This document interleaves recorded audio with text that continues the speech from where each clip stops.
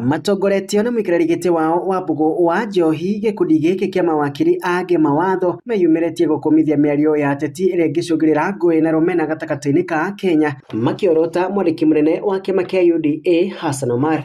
We are deeply concerned by the rising tide of ethnic profiling, inflammatory political rhetoric, election-related incitement, and violence that continues to threaten Kenya's national unity, constitutional order, and democratic future.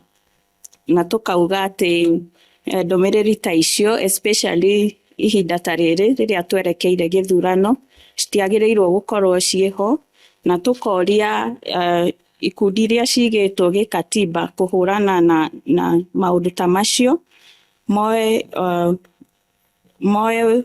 jukumu yao nigetha kuhurana na undu ta ucio. Oho maugite ni makumokinyokiria makinya ma kiwatho na njira ya kwambika thitango ciao kiumbe, makiuga commission ya NCIC anirekururia hari gutacukiria makinya ma kiwatho atongoria aya riri turorete githurano kinene.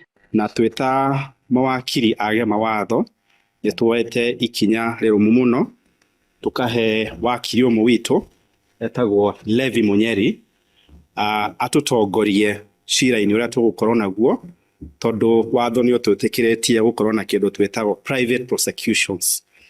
Ni tondu ni tuonete honge iria cia thirikari cihetwo wigiririki ucio wa gukinyukia makinya ma kiwatho stirarumirira. Uge wao nyititwo mbaru ni ateteri a ihoto kuma kaunti ya Kiambu na mareketie gutwara mateta mao ofici-ini nene cia NCIC goko Nairobi makenda kamiti yo kuigiririka. Matireka uria magirirwo meka tondu ni thiku nyingi muno ihetukite na ni very discouraging kumenya ati nginya umuthi uyu Honorable Hassan Omar ndari aretwo ni NCIC ona athondeke statement na o niguo tukwenda kwira NCIC umuthi uyu ati tungirega kuhoria mwaki muru turona miaki ingi mingi ni gukorwo igiakana. Andũ-inĩ ha Inooro TV kuma kaunti ya Nairobi niĩ njĩtagwo Wainaina wa Kamũkwa.